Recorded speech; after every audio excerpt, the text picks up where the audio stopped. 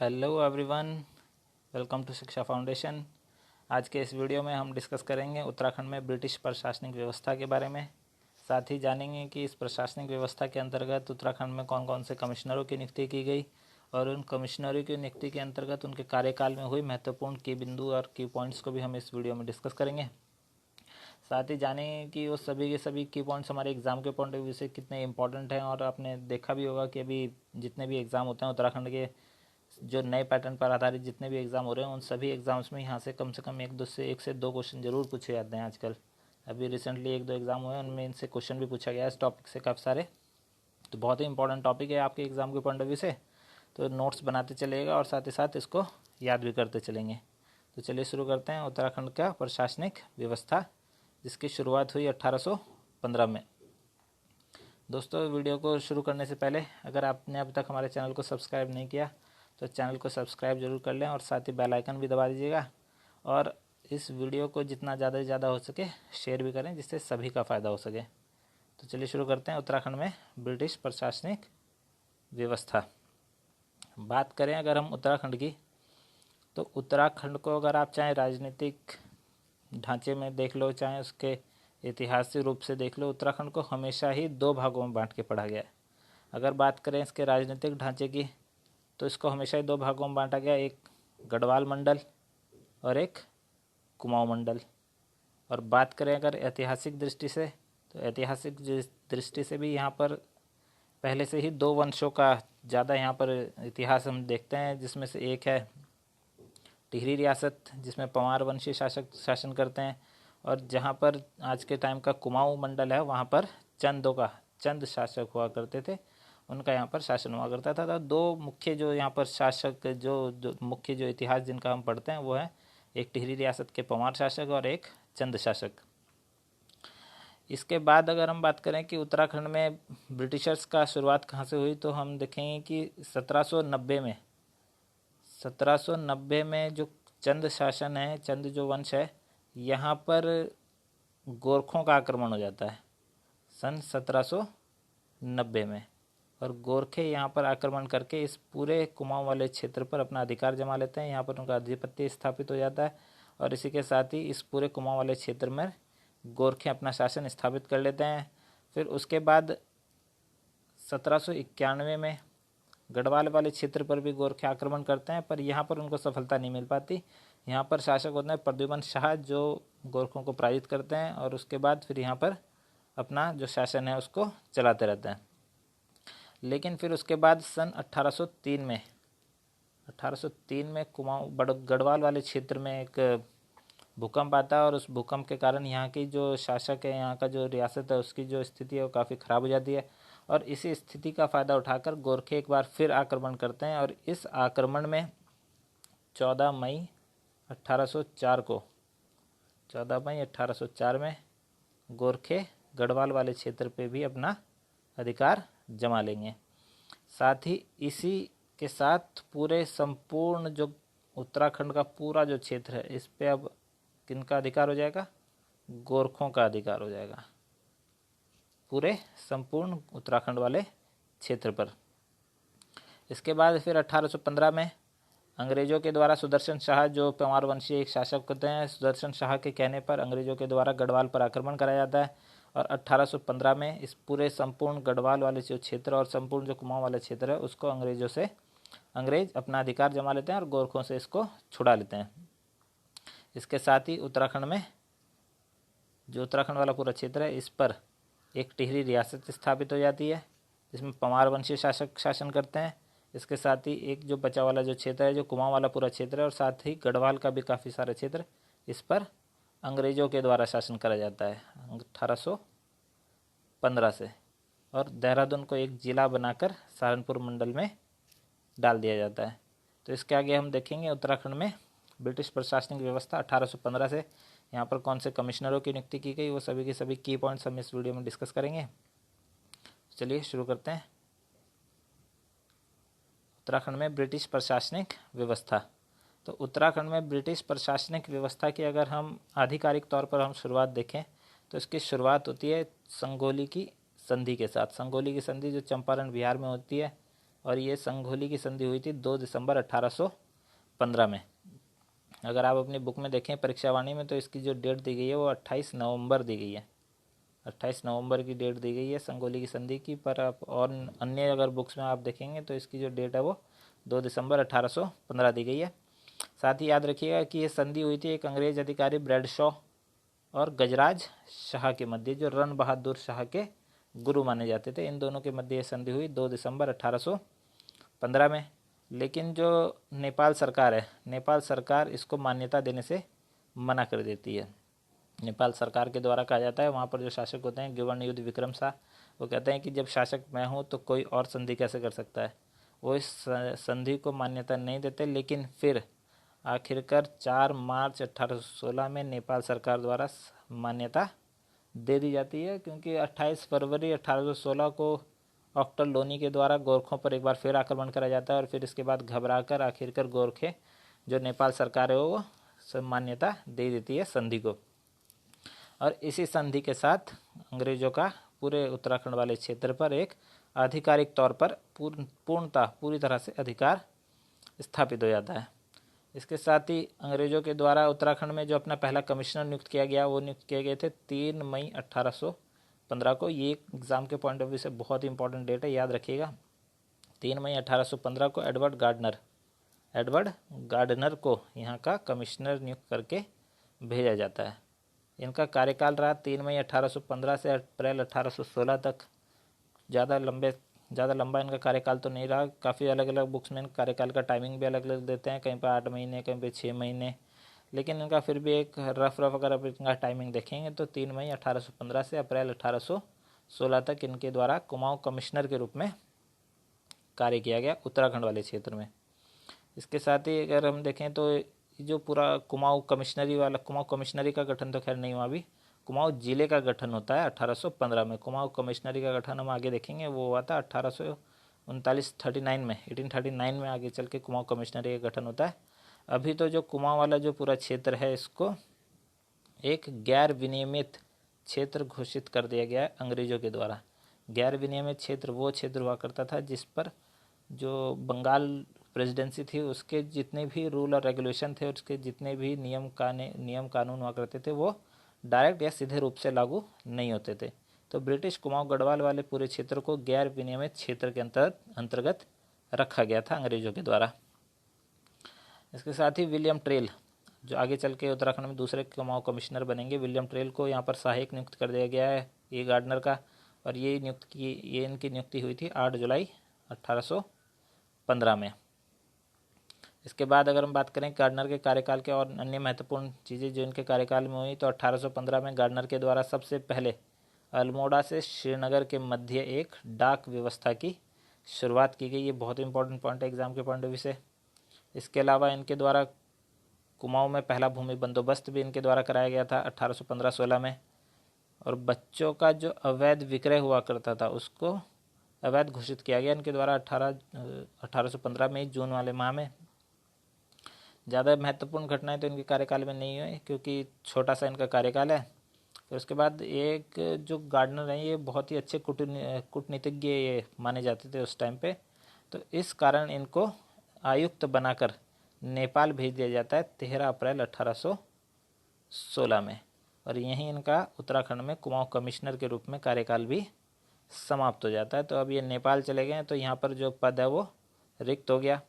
अब पद रिक्त हुआ है तो दूसरा कमिश्नर नियुक्त किया जाएगा, और दूसरे कमिश्नर जिसको नियुक्त किया वो हैं जॉर्ज विलियम ट्रेल, जो इससे पहले सहायक के रूप में भी कार्य कर चुके हैं गार्डनर के साथ।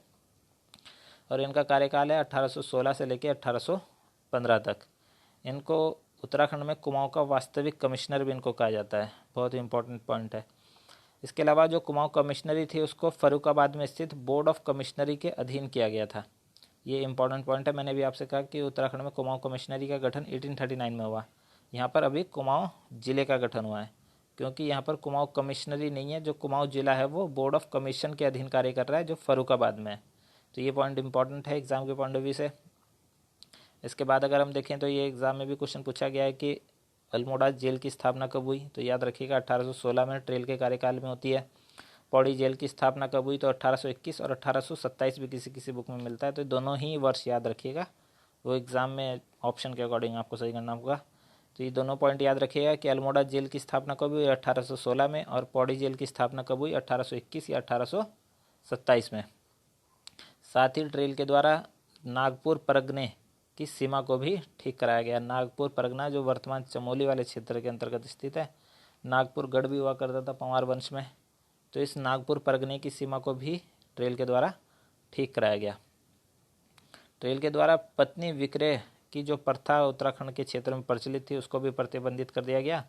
उत्तराखंड में ऐसा माना जाता था कि पति के द्वारा अपनी पत्नी का विक्रय कर दिया जाता था, या फिर पति की मृत्यु के बाद जो विधवा जो उनकी पत्नी हुआ करती थी उनको उनके घर वालों के द्वारा, लड़के के जो पति के जो घर वाले थे उसके द्वारा भी उनको विक्रय कर दिया जाता था। इस प्रथा को भी ट्रेल के द्वारा प्रतिबंधित किया गया उत्तराखंड वाले क्षेत्र में। महत्वपूर्ण पॉइंट हैं सभी के सभी एग्जाम के पढ़ना विषय। इसके अलावा बात करेंगे रेगुलेशन 10, ये एक एक्ट हुआ करता था जो लागू किया गया था उत्तराखंड वाले क्षेत्र में। इस एक्ट के तहत खूनी व डकैती, इन दो खूनी और डकैती के मामलों को छोड़कर अन्य जितने भी मुकदमे हुआ करते थे वो सभी के सभी कुमाऊं को जो कमिश्नर हुआ करता था वो निपटा सकता था। तो याद रखिएगा रेगुलेशन 10 ये ट्रेल के कार्यकाल में लागू किया गया। इसके अलावा जार प्रथा को भी ट्रेल के कार्यकाल में लागू किया गया। जार प्रथा के द्वारा जो हुआ करता था, पति द्वारा अपनी पत्नी के उपपति जिसे जार कहा जाता था उत्तराखंड वाले क्षेत्र में, उसकी हत्या कर दी जाती थी। तो इस प्रथा को भी ट्रेल के द्वारा प्रतिबंधित किया गया। और अगर आप नोट्स बना रहे हैं तो इसमें याद रखिएगा कि जार प्रथा 1817 में प्रतिबंधित की गई थी, और साथ ही रेगुलेशन 10 को भी 1817 में ही लागू किया गया था। ये दोनों ही पॉइंट इंपॉर्टेंट है, एग्जाम में पूछा जा सकता है कि रेगुलेशन 10 या फिर जार प्रथा उत्तराखंड में कब प्रतिबंधित की गई। तो याद रखिएगा ट्रेल के कार्यकाल में सन 1817 में। इसके अलावा ट्रेल के कार्यकाल में और अन्य महत्वपूर्ण चीज़ें भी हुई, जैसे कि इसके द्वारा पटवारियों की नियुक्ति की गई। पटवारियों के 9 पद इसके द्वारा सृजित किए गए थे सन 1819 में। तो ये भी एग्जाम में पूछा जा सकता है कि पटवारियों की सर्वप्रथम नियुक्ति किसके द्वारा की गई और कब। तो याद रखिएगा 1819 में ट्रेल के द्वारा। ये जो पटवारी पुलिस की जिसकी नियुक्ति की गई थी ट्रेल के द्वारा, ये पटवारी पुलिस के रूप में भी कार्य करती थी और साथ ही साथ राजस्व व्यवस्था को भी देखा करती थी। इसी कारण राजस्व पुलिस व्यवस्था का जनक किसे कहा गया, ट्रेल को कहा गया। राजस्व पुलिस व्यवस्था का जनक, ये इंपॉर्टेंट पॉइंट है एग्जाम के पॉइंट ऑफ व्यू से। 1820 में ट्रेल के द्वारा कोर्ट फीस के रूप में स्टाम्प जारी किए गए, इंपॉर्टेंट पॉइंट। 1822 में गिलिन नामक अधिकारी के सुझाव पर खच्चर सेना का गठन किसके काल में हुआ, ट्रेल के कार्यकाल में हुआ। खच्चर सेना का गठन, ये इंपॉर्टेंट पॉइंट है। इसके अलावा कुमाऊं में आबकारी विभाग की स्थापना 1822 में ट्रेल के कार्यकाल में की गई।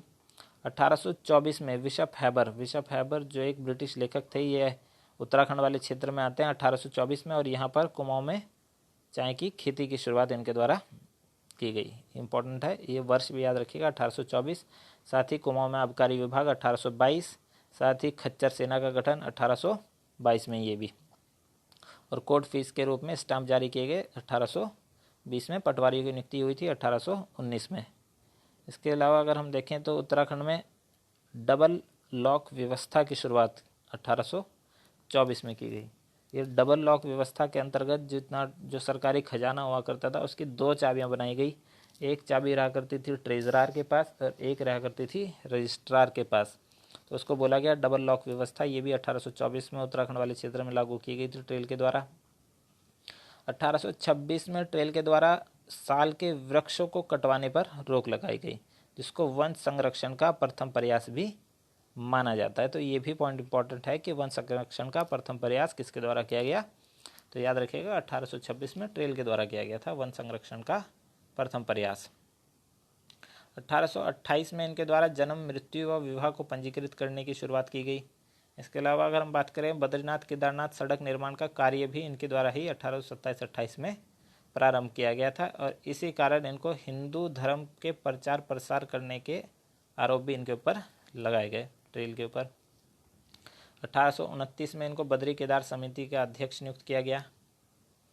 इसके बाद 1829-30 में, ये इंपॉर्टेंट पॉइंट है एग्जाम के पॉइंट ऑफ व्यू से, 1829-30 में लोहे के सस्पेंशन पुलों का निर्माण इनके द्वारा कार्य प्रारंभ किया गया था। सबसे पहले लोहे के सस्पेंशन पुल इनके द्वारा ही बनाए गए 1829-30 में। और अगर आप नोट्स बना रहे हैं तो इसमें एक पॉइंट और ऐड कर लीजिएगा, यहाँ पर इन्होंने झूला घाट पिथौरागढ़ में सबसे पहले लोहे के सस्पेंशन पुल का निर्माण कराया गया था। इसके अलावा इनके द्वारा 1830 में ट्रेल पास की खोज की गई। ट्रेल दर्रा, जिसको हम उत्तराखंड की बुकों में हमने आप लोगों ने सभी ने पढ़ा होगा, जो भी थोड़ा बहुत तैयारी इसने अभी तक की है उसने सभी ने पढ़ा होगा कि एक दर्रा है, महत्वपूर्ण दर्रा है। एग्जाम में कई बार पूछा भी जाता है कि किन किन दो क्षेत्रों को जोड़ता है, तो याद रखिएगा बागेश्वर और पिथौरागढ़ के मध्य स्थित ये दर्रा है, जिसकी खोज की थी 1830 में ट्रेल के द्वारा। और इस खोज में इनकी जो सहायता की गई थी वो सहायता की गई थी मलखा सिंह के द्वारा। मलखा सिंह या मलख सिंह भी कहीं कहीं मिलता है, तो ये नाम याद रखिएगा कि सहायता किसके द्वारा की गई, मलखा सिंह के द्वारा की गई थी ट्रेल पास की खोज में। इसमें आप कमेंट में ज़रूर बताइएगा कि ट्रेल पास को पार करने वाली विश्व की प्रथम महिला कौन है। ये कमेंट में आंसर बताइएगा इसका। कुमाऊं कमिश्नरी को, ये भी इम्पोर्टेंट पॉइंट है, कुमाऊं कमिश्नरी को इलाहाबाद के निजामत कोर्ट के अधीन रखा जाता था। तो ये पॉइंट याद रखिएगा। 1831 में कुमाऊं कमिश्नरी या कुमाऊं जिले को इलाहाबाद में निजामत कोर्ट के अधीन कर दिया गया था। साथ ही 1833 में अल्मोड़ा में पहले देसी चिकित्सक की नियुक्ति की गई। देसी चिकित्सक जिन्हें हम हकीम भी हम कहते हैं, तो उनकी सबसे पहले 1833 में इनकी नियुक्ति की गई थी। और कहाँ पर, अल्मोड़ा वाले क्षेत्र में। बात करें अगर हम भूमि बंदोबस्तों की, तो उत्तराखंड में ट्रेल एकमात्र ऐसे कमिश्नर हैं जिनके कार्यकाल में सबसे ज़्यादा भूमि बंदोबस्त कराए गए थे। इनके कार्यकाल में एक तो 1815-16 में जो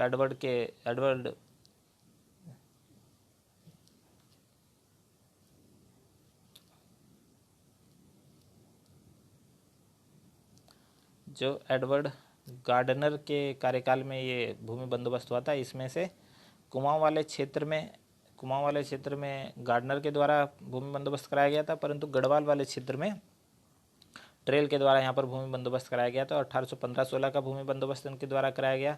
इसके अलावा 1816, 1817, 1820, 1823, 1828 और 1833 का भूमि बंदोबस्त भी ट्रेल के द्वारा या ट्रेल के कार्यकाल में ही पूरा कराया गया था।